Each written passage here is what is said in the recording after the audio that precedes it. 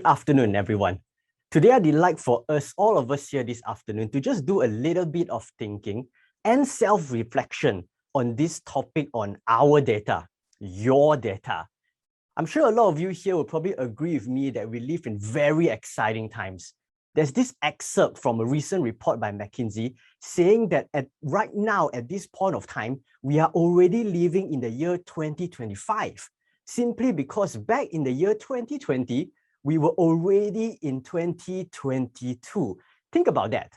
And this is due to the level of tech adoption, tech penetration, and tech literacy that's happening in our community here today. If you think about it, the pandemic really did change us. My parents especially, they were one of those that were very adverse to using technology. They are the ones who say, hey, I don't want to go online and buy stuff. I don't want to use e-wallets because I'll be giving them my credit card information. I'm giving them my address. I don't want that. I want physical items. But by today, you can probably certify both of them as experts with the amount of packages being sent to their home. And I'm sure the same could be said for you or the people around you as well. But there's one thing, and that is the thing that I want to share with you today. It says that privacy is dead. How many of you here this afternoon think so too? And for those of you that say yes, I don't blame you for thinking so, because after all, our data here today is a lot more exposed than what we already think. And for those of you here that think it's not true, he's probably just trying to scare us, I dare say it's because you are unaware of how little privacy we have these days with technology. You see, we live in a time where almost every service that we subscribe to are interconnected. It's a multi-channel, multi-screen world that we live in today. From using social logins, to the content we consume, to the things that we buy, to the Wi-Fi that we connect to for free, all these are interconnected. And did you know, in just one internet minute, just one, there are more than 4.3 million searches globally. And in the same 1 minute, over 1.2 million US dollars is spent on e-commerce globally as well. Each of these actions, these micro actions that we consume on a daily basis that we don't think too much of, contributes to some form of data shared within all these different companies that own the service. In fact, speaking about companies, did you know that the world's 3 biggest platforms it's actually just shared across 2 companies? As you can see in the diagram placed behind me, right, the 2 red dots right smack at the center is Google and YouTube. They belong to the same company, in case you didn't know. And then the 3rd largest dot in blue is the Facebook ecosystem consisting of Facebook, Instagram, and WhatsApp. And just with these 3 big platforms that you see on screen largely dominate the entire digital ecosystem. Following far behind are companies like Twitter, Amazon, even Wikipedia pales in comparison to these 2 big companies, which means that our data, your data, is mostly controlled by the big boys today. But here's the thing. Life used to be simpler. Data privacy wasn't that big of a concern just 10, 20 years ago.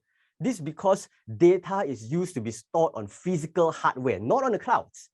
Communication is very independent, not on public servers. Transaction is always in cash, not electronic ledgers or e-wallets, not blockchain and crypto and things like that. Basically, everyone is independent and data is managed separately. But something changed over all these years. We work, we play, we spend most of our time on the internet. Think about it. We practically live our lives digitally these days. Back then when there's no water, everybody would probably complain. These days, without water, we can still survive. But without electricity, I think a lot of us will go crazy. Our lifestyle has changed. From how we store data, from how we communicate, from how we transact different items, all these things, we rely on digital platforms that facilitates our information in return. And because of this change, our data today has become far more open just within the past 10 years. With that said, this has led us to a few big privacy concerns that were never here before. For example, companies like Cambridge Analytica that manage to use data collected from really smart content targeting methods like quizzes that we like to do, right? Personality tests to find out which Disney character we belong to. There are companies like Cambridge Analytica that use quizzes like this to collect our information, profile us, and use this to manipulate presidency elections globally. In fact, it is also said that they influence the Brexit results. And social media channels like Facebook and Google uses our interaction data for targeted ads for brands. And all of these things were recently highlighted very, very evidently in documentaries like The Social Dilemma, The Great Hack on Netflix, and triggered plenty of global movements. For example, delete WhatsApp. These things weren't even a topic of consideration a decade ago, which leads us to this one big question. Is this a losing battle? Do we as consumers even have a shot to protect our data against big boys like Facebook and Google? And to answer that question, we first need to understand there is a huge dilemma surrounding this topic of data privacy. The huge dilemma is this. People want to talk about privacy, but they cannot give up convenience. The irony, right? The fact is, most services that we are subscribed here today use it without us knowing that they are sharing our information. Think about the top 5 apps that you use daily. Imagine if all of them were to charge you. Imagine paying for Google search. Every search result is $1. Every map search to your destination is $1. Facebook charge you on a monthly fee. TikTok charging you for consuming content. Instagram, WhatsApp, all these platforms charging you. Will you be willing to pay for these services? Now, I'm not talking about paying to remove ads, okay? I think we are quite okay with that, but to pay to sign up for their service. And no, I'm not talking about it's okay, I will use another app that's free because Facebook is charging me, I'll find an alternative. No, I'm talking about all the apps globally are paid in exchange to not collect your data. Now, before you jump off your seat and say, yeah, no way, but we did live an era like that. Because in the previous generation, software, apps, and games, hear this right, cost hundreds or even thousands of dollars to buy a physical CD, DVD, or Blu-ray disc. Do you remember those days?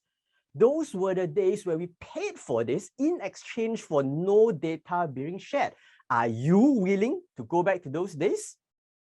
And it's as if all this is not enough, there's also a paradox being thrown into this mix.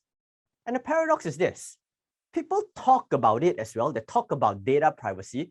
They want it so much, but at the same time, they also don't quite care about it. Sounds strange, right? But I can assure you, it's very, very true. For example, let's all be very honest here, right? How many of you actually read the terms and conditions before signing up for an app or a service? Or do you belong to the category that just clicks next, next, next, next, next, I accept the terms and conditions? Okay. How about the privacy policy? How about how are they managing the data? How many of you actually read it? What if there's something in there that says that, hey, because you sign up for the service, I can use all of your data to do anything that I want to? And you go crazy and say, how is that possible? But hey, you said yes, yes, yes, okay. We also browse websites very carelessly, in case you didn't notice. We randomly subscribe for things in return for rewards, gifts, and quizzes. We allow location to track us. In return, we want that convenience. And don't also get me started on passwords. How many of you use the same passwords across all the services and apps you subscribe to? Plenty of research have shown that we are too lazy to have strong and different passwords across different apps. And guess what? The most used password globally is password. That says it all. That is the cherry on the icing, you know. In short, we are very bad masters over our own data ourselves, but yet we spend so much time talking about data privacy. I'd like for all of us here to start thinking that our data is today's currency. Instead of paying for software, we provide our data like our email addresses. Instead of paying for solutions, we provide our data for browsing history, for better personalized results. Instead of paying to connect with others, we provide our data like personal information to be discovered and matched with others as well. Our views, our likes, the follows that we have, our downloads, the shares, the different engagement you and I have has become a currency, whether you like it or not. And this is true with content creators already tapping into this currency for cash. It's a huge business trading within this sector right now. Your data is far more valuable than you think. In fact, some would also argue that it's even more valuable than cash. So, is privacy dead? That answer is going to be placed in your hands. The truth is, both the dilemma and the paradox will continue for many, many, many more years to come. As technology continues to evolve and bring convenience to us, we can be undoubtedly sure that our data will continue to be more and more valuable. And as I said, even more valuable with cash. You know, with cash, we plan, we evaluate, we budget, we save, we invest, we make sure that the return is worth it when we spend. Why aren't we doing the same with our data? I say that we need to have a greater awareness towards how we spend and invest our data. It should be part of our daily lives, in our education system, in where we work, just as much as cash, the emphasis is placed on. And just as how we are educated to handle and use our money wisely, use your data wisely as well. Data privacy is only dead when you spend it mindlessly. Thank you.